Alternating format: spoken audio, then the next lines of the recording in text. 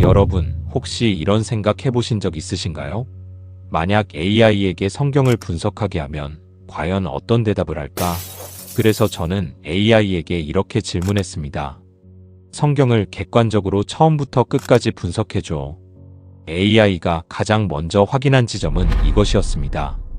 예수님은 정말 죽으셨는가? 만약 예수님의 부활이 없었다면 기독교는 어떻게 되었을까요? 시작하기에 앞서 구독과 좋아요 부탁드리고 댓글창에 아멘이라고 짧게 남겨주시면 다음 영상을 만드는데 큰 힘이 됩니다. 그럼 바로 시작하겠습니다. 만약 예수님의 부활이 없었다면 교회라는 형태는 남아있을 수 있습니다. 찬양도 남아있을 수 있고 성경 공부도 계속될 수 있습니다. 하지만 복음은 남지 않습니다. 사도 바울은 분명하게 말했습니다. 그리스도께서 다시 살아나지 않으셨다면 우리의 전파도 헛것이고 우리의 믿음도 헛것이며 우리는 여전히 죄 가운데 있다는 것입니다. 이 말은 기독교 신앙의 중심이 어디에 있는지를 분명하게 보여줍니다. 기독교의 중심은 단순한 윤리 교육이 아닙니다. 좋은 말로 마음을 위로하는 종교도 아닙니다. 기독교의 중심에는 하나의 사건이 있습니다. 바로 예수 그리스도의 부활입니다. 부활은 죽음 이후의 사건입니다. 그렇기 때문에 예수님이 실제로 죽지 않으셨다면 부활도 성립하지 않습니다. 성경은 이 부분을 흐리게 넘어가지 않습니다. 예수님의 죽음을 매우 분명하게 기록합니다. 예수님은 십자가에 달리셨고 로마 군인들이 그 처형을 집행했습니다. 많은 사람들이 그 장면을 지켜보았고 예수님은 십자가 위에서 마지막 숨을 거두셨습니다. 군인들은 예수님의 죽음을 확인했고 이후 예수님의 시신은 무덤에 장사되었습니다. 성경은 이 장면을 애매하게 말하지 않습니다. 십자가, 모창, 피, 무덤, 장사. 이 모든 기록은 한 방향을 가리킵니다. 예수님은 실제로 죽으셨다는 것입니다. 그러므로 부활은 기절했다가 다시 깨어난 이야기가 아닙니다. 상처 입은 사람이 시간이 지나 회복된 이야기도 아닙니다. 성경이 말하는 부활은 죽음을 통과한 사건입니다. 예수님의 죽음이 분명하기 때문에 부활의 의미도 더 선명해집니다. 기독교는 예수님이 좋은 말씀을 남기셨다고만 말하지 않습니다. 예수님이 사랑을 가르치셨다고만 말하지도 않습니다. 병든 사람을 고치시고 약한 사람들을 돌보셨다는 이야기에서 끝나지도 않습니다. 기독교는 더 분명하게 고백합니다.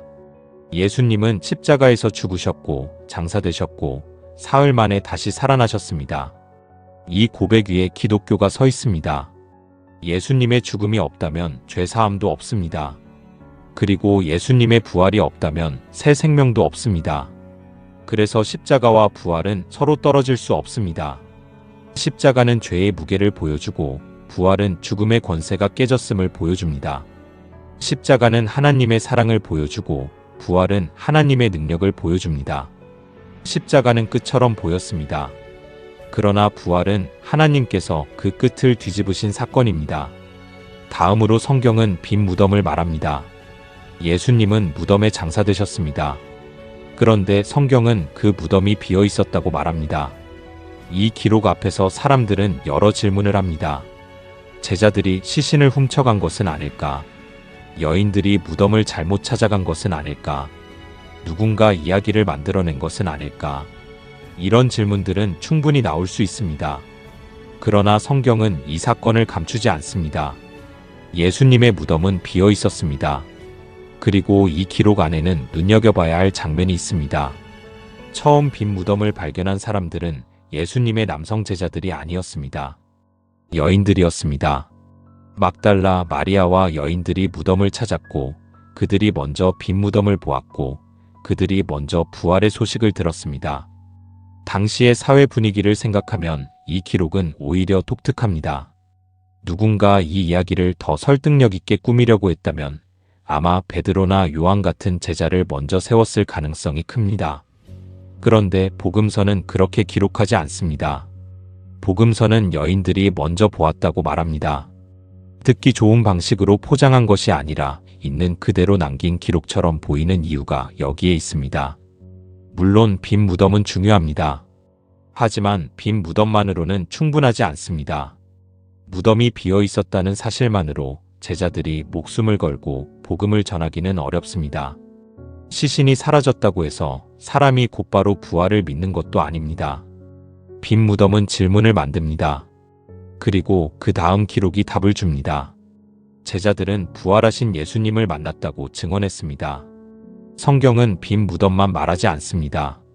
만남을 말하고 음성을 말하고 식사를 말합니다. 그리고 의심하던 사람들의 변화를 말합니다.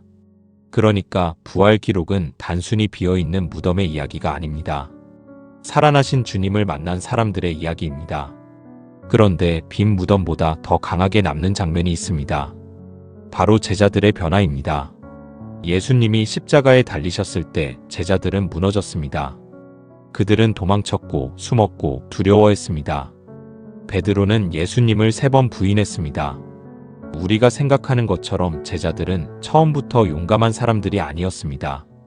십자가 앞에서 그들은 실패했습니다. 예수님이 붙잡히셨을 때 그들은 흩어졌고 예수님이 죽으셨을 때 그들의 기대도 함께 무너졌습니다. 그들이 기다렸던 메시아는 힘으로 세상을 뒤엎는 분이었을지도 모릅니다. 그러나 예수님은 로마의 십자가에서 죽으셨습니다. 그날 제자들이 본 것은 승리가 아니라 패배였고 소망이 아니라 닫힌 무덤이었습니다. 그런데 얼마 지나지 않아 그들이 완전히 달라집니다. 도망자였던 사람들이 증인이 되고 두려워하던 사람들이 담대하게 말하기 시작합니다. 숨어있던 사람들이 거리로 나와 예수님의 부활을 선포합니다. 그들이 전한 메시지는 분명했습니다. 하나님께서 예수님을 죽은 자 가운데서 살리셨다는 것입니다. 이 변화는 설명이 필요합니다. 무언가가 그들을 바꾸었습니다. 그들을 바꾼 것은 돈도 권력도 안전한 삶도 아니었습니다. 오히려 부활을 전한 결과 그들이 얻은 것은 편안함이 아니라 위협과 박해와 고난이었습니다. 그런데도 그들은 멈추지 않았습니다. 성경의 대답은 분명합니다. 그들은 부활하신 예수님을 만났습니다. 그래서 제자들이 전한 메시지는 예수님의 가르침만이 아니었습니다. 서로 사랑하라만 전한 것이 아니었고 선하게 살아라만 전한 것도 아니었습니다. 그들의 선포 중심은 이것이었습니다. 예수님은 죽으셨고 하나님께서 그를 다시 살리셨으며 우리는 그 증인이라는 것입니다. 초대교회는 이 고백 위에서 시작되었습니다. 부활은 나중에 덧붙은 교리가 아니었습니다. 처음부터 중심이었습니다. 제자들은 부활을 설명한 사람들이 아닙니다. 부활을 증언한 사람들입니다. 설명은 지식으로 할 수 있습니다. 그러나 증언은 만난 사람이 하는 것입니다. 그래서 제자들의 변화는 피할 수 없는 질문을 남깁니다. 도대체 그들은 무엇을 보았을까요? 무엇이 그들을 바꾸었을까요? 왜 그들은 죽음의 위협 앞에서도 예수님의 부활을 전했을까요?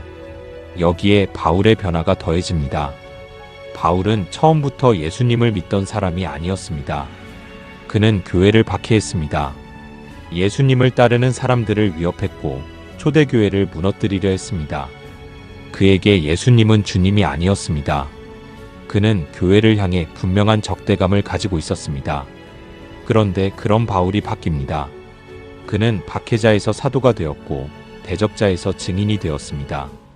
교회를 무너뜨리려던 사람이 오히려 교회를 세우는 사람이 된 것입니다.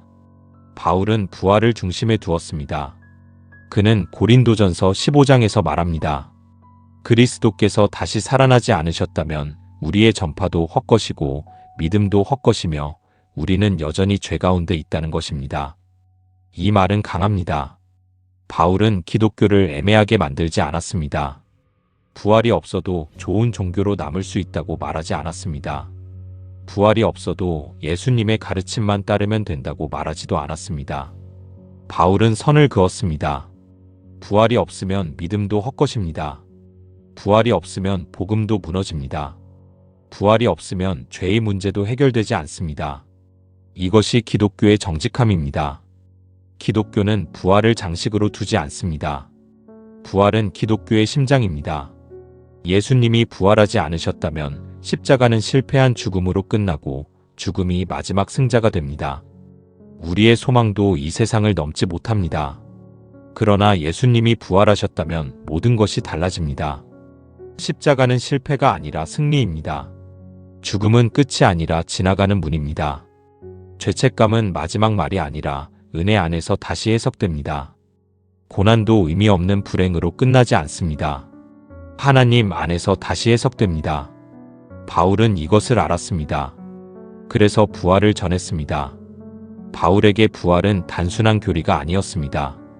자기 인생 전체를 건 고백이었습니다.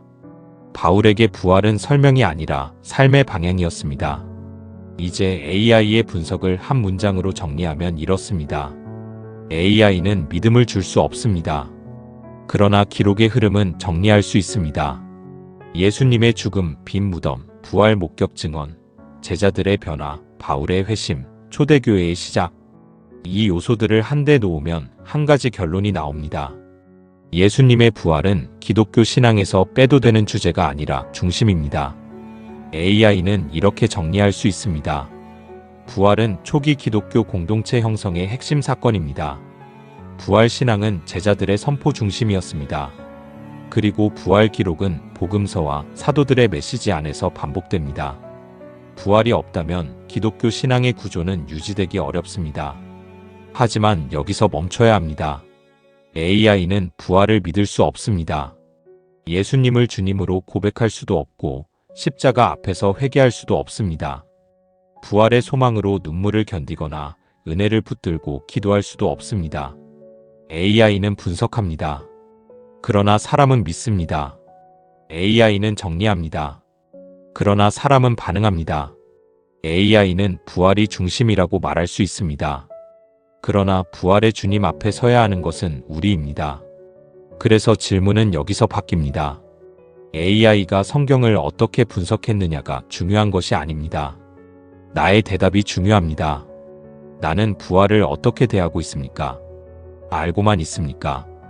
부활절에만 떠올리고 있습니까? 아니면 오늘의 삶에서 붙들고 있습니까? 우리는 부활을 고백합니다. 사도신경으로 고백합니다. 장사한 지 사흘 만에 죽은 자 가운데서 다시 살아나셨으며 우리는 이 고백을 압니다. 그러나 삶은 다를 때가 많습니다. 입으로는 부활을 말하지만 마음은 무덤 앞에 멈출 때가 있습니다. 후회라는 무덤이 있습니다. 죄책감이라는 무덤이 있습니다. 상처라는 무덤이 있습니다. 나이가 들수록 이런 무덤 같은 순간들은 더 현실적으로 다가옵니다. 끝난 것 같은 관계가 있고 회복되지 않을 것 같은 마음이 있습니다. 다시 시작하기 늦었다고 느껴지는 시간도 있습니다. 가족 문제, 자녀 문제, 경제 문제처럼 쉽게 해결되지 않는 현실이 우리를 무겁게 누를 때도 있습니다.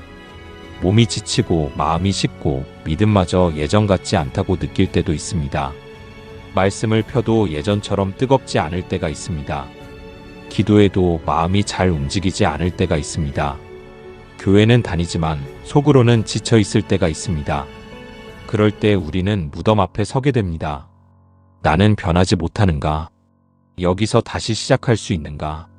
하나님은 아직 일하고 계신가? 제자들도 그랬습니다. 금요일에는 모든 것이 끝난 것처럼 보였습니다. 예수님은 죽으셨고 무덤은 닫혔고 제자들은 숨었습니다. 사람들은 조롱했습니다. 그날만 보면 악이 이긴 것처럼 보였습니다. 그날만 보면 하나님이 침묵하시는 것처럼 보였습니다. 그날만 보면 소망은 사라진 것처럼 보였습니다. 그러나 주일 아침 무덤은 비어 있었습니다. 하나님은 끝이라고 보이는 곳에서 새로운 시작을 여셨습니다. 부활은 말합니다. 하나님께는 무덤도 끝이 아닙니다. 하나님께는 닫힌 돌문도 마지막이 아닙니다.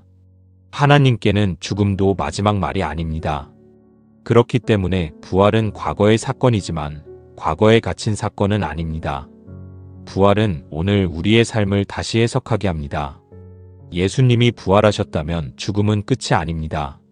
예수님이 부활하셨다면 후회도, 죄책감도, 상처도 마지막 말이 될 수 없습니다. 부활은 끝났다고 생각한 자리에서 하나님이 다시 시작하신 사건이기 때문입니다. 예수님이 부활하셨다면 내 인생의 금요일도 끝이 아닙니다. 십자가 앞에서는 모든 것이 무너진 것처럼 보였지만 하나님은 그 자리에서 새로운 시작을 준비하고 계셨습니다. 제자들은 끝이라고 생각했지만 하나님은 끝이라고 말씀하지 않으셨습니다. 그래서 부활을 믿는다는 것은 현실을 가볍게 여기는 것이 아닙니다. 오히려 현실이 아무리 무거워도 하나님께서 그 현실보다 크시다는 사실을 붙드는 것입니다. 지금 당장 모든 문제가 해결되지 않아도, 지금 당장 마음이 완전히 회복되지 않아도 부활의 주님이 살아계시다면 우리에게는 다시 일어설 이유가 있습니다. AI는 성경에 기록된 부활을 분석할 수 있습니다. 예수님의 죽음, 빈 무덤, 제자들의 변화, 바울의 회심, 초대교회의 시작을 하나의 흐름으로 정리할 수 있습니다. 그러나 그 부활 앞에서 어떤 대답을 할지는 우리 각자의 몫입니다. 오늘 이 이야기가 오래 알고 있던 교리로만 남지 않았으면 좋겠습니다. 지친 마음을 다시 붙드는 소망이 되고, 다친 것처럼 보이는 삶 앞에서도 하나님을 기다릴 수 있는 믿음이 되었으면 좋겠습니다. 예수님은 죽으셨고 장사되셨고 다시 살아나셨습니다. 그리고 그 부활의 소망은 오늘도 우리를 다시 일으켜 세웁니다. AI는 부활을 분석할 수 있습니다. 그러나 부활의 주님을 믿고 그 소망으로 오늘을 살아가는 것은 우리의 몫입니다. 오늘도 그 부활의 소망 안에서 다시 일어서는 하루가 되시길 바랍니다.